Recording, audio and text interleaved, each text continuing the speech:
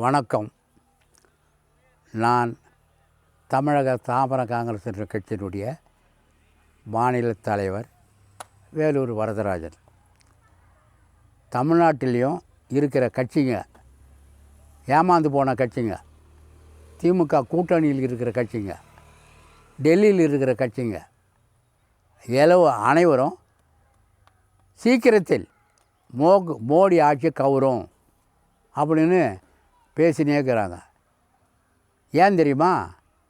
இங்கே தமிழ்நாட்டில் இருக்கிறவங்க பூரா முன்னாள் மந்திரிங்க, இன்னாள் மந்திரிங்க, நம்முடைய முதலமைச்சர் கேஜ்ரிவால் மாதிரி இருக்கிற முதலமைச்சர் அவங்களோட குடும்பம் சட்டத்தின் அடிப்படையிலே ஜெயிலுக்கு போகிறதுக்கு ரெக்கார்டுங்க தயாராக இருக்குது. அதை மக்கள்கிட்ட சமாதானப்படுத்துகிறாங்க.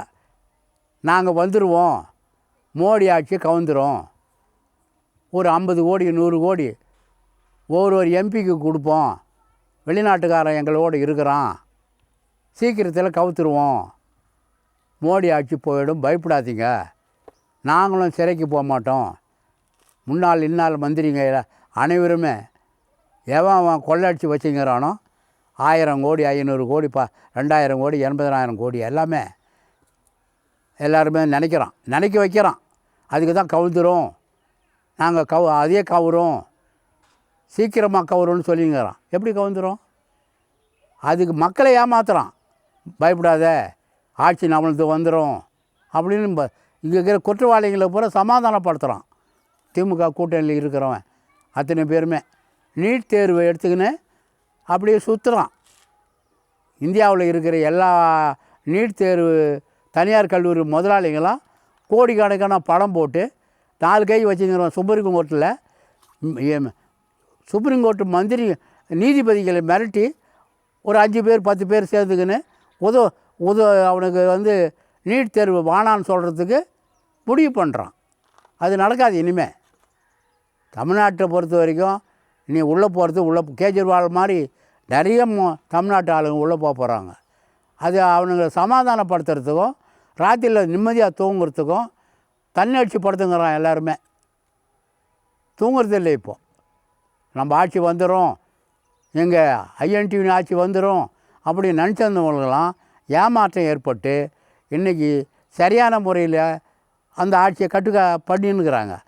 நீ தமிழ்நாட்டில் கொள்ளையடித்தவன், கொலை பண்ணவன், இந்த மக்களுடைய வரி பணத்தை கொள்ளடிக்கிறவன், சாராய தொழிற்சாலை நடத்துகிறவன், லாட்ரி நடத்துகிறவன், கள்ள லாட்ரி நடத்துகிறவன், மொத்த அதிகாரிகள் கொள்ளக்கூட்ட அதிகாரிங்க மொத்த பேர் சேர்ந்துக்கின்னு சமாதானப்படுத்துகிறான். கண்டிப்பாக மனசாட்சி உள்ள நம்முடைய காவல்துறை, லஞ்ச ஒழிப்பு துறை 92 இன்று வரையும் நடந்த ஊழல்கள், மந்திரிகள் செய்த ஊழல்கள் எல்லாத்தையும் நீ கணக்கு எடுத்தினா எல்லோரும் உள்ளே போயிருக்கணும். மொத்தம் கொள்ளையடிச்சிட்டான். நாட்டில் காடெல்லாம் காலி பண்ணிட்டான். இங்கே இருக்கிற நிலத்தை பூரா காலி பண்ணுறான்.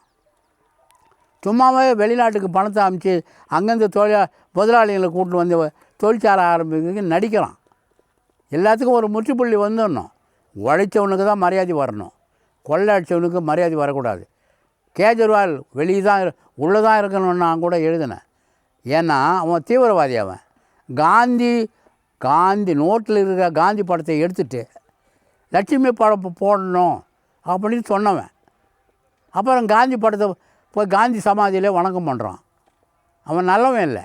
ஜெர்மனிக்காரனும் அமெரிக்காக்காரனும் அவனுக்கு வக்காலத்து வாங்குறான். இந்தியாவுக்குள்ளே மேற்கத்திய நாடுகள் பூரா அப்படியே ஏமாந்து உக்காந்துருக்கிறான். இன்றைக்கி நடந்த 7G மகாநாட்டில் சும்மா ஒரு ஃபார்மாலிட்டிக்கு எல்லோரும் கட்டி பிடிச்சிக்கிறான் மோடியை. நம்ம நினச்சது நடக்கலையே. ஒரு புதிய பிரதமர் வந்தால் நம்ம எல்லோரும் அன்றைக்கி நம்முடைய மோடி, நம்முடைய போப் ஆண்டவர், அவர் தான் இந்தியாவில் உத்தரவு போடுறவர். கிறிஸ்துவ மதம் வளரணும், கிறிஸ்துவ நாடாக மாறணும், கிறிஸ்துவ ஆதரிக்கிறவன் முதலமைச்சராக வரணும்னு. ஏன் கிறிஸ்துவ ஆண்டான்னா, எஸ்சி ஆண்டான்னா, முஸ்லீம் ஆண்டான்னா, இந்து ஆண்டான்னா எல்லா ரத்தமும் சிவப்பு தானே, எல்லாருடைய ரத்தமும் சிவப்பு தானே. ஏன் பாகுபாடு படுத்துகிற?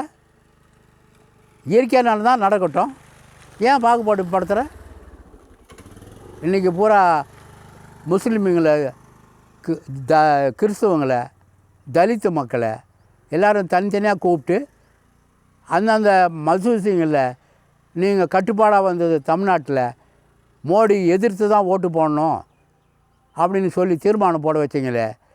இங்கே கீழே வந்துக்கிற முஸ்லீம் சகோதரர்கள், நம்முடைய கிறிஸ்தவ சகோதரர்கள், தலித்து சகோதரர்கள் எல்லோரும் ஒருத்தரோடு ஒருத்தர் தொழில் செய்து சுகமாக இருந்து தானே வாழ்க்கை நடத்தணும். அவங்க கல்யாணத்துக்கு போகணும், இவங்க கல்யாணத்துக்கு வரணும், எல்லோரும் ஒற்றுமையாக இருக்கணும். அப்படி இருந்தால் தானே நாடு சரியாக இருக்கும். எல்லோரும் பிளவுபடுத்தி வச்சுட்டா எப்படி? அது சரியா? குடும்பத்தில் எல்லா நல்லதா?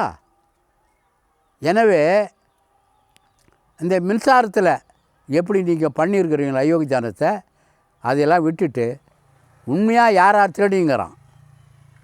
நீ வாங்க பொருளுக்கு நேர்மையாக வாங்குறியா? எல்லாம் கணக்கு போட்டு மக்கள் மேலே செலுத்தாத. கோபம் அதிகம் போச்சுன்னா எவ்வளோ பேர் இந்த மின்சார வாரியம் சரியாக வேலை செய்யாததுனால யானை செத்து இருக்குது, மின்சார கம்பியில் மாடுங்க செத்து இருக்குது, மான் செத்து இருக்குது, எல்லா ஆடுகளும் செத்து இருக்குது, மனிதர்களும் செத்து இருக்கிறாங்க. 6 அடி 5 அடி 6 அடி 5 அடி நோண்டணும். ஒவ்வொரு கம்பமும் நோண்டுறதில்ல.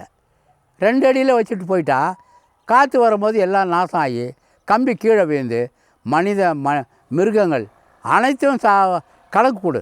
இந்த சட்டமன்றத்தில் உண்மையான அந்த மின்சார வாரிய மந்திரி இருக்கிற ஆள் இந்த 3 வருஷத்தில் மின்சாரம் தாக்கி இறந்தவர்கள் மாடு மனிதன் எவ்வளோ பேர் கணக்கு கொடு. ஏன் மின்சார வாரியம் என்ன பண்ணுது?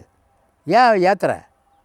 இதுக்காக உன் மீது மக்கள் வெகுண்டு விடக்கூடாது. இப்போவே நீ எல்லாம் நடமாட முடியாது என்று கூறி மின்சாரத்தை ஏற்றுவதை இறக்க வேண்டும் என்று கூறி விடைபெறுகிறேன். ஜெய் ஹிந்த்.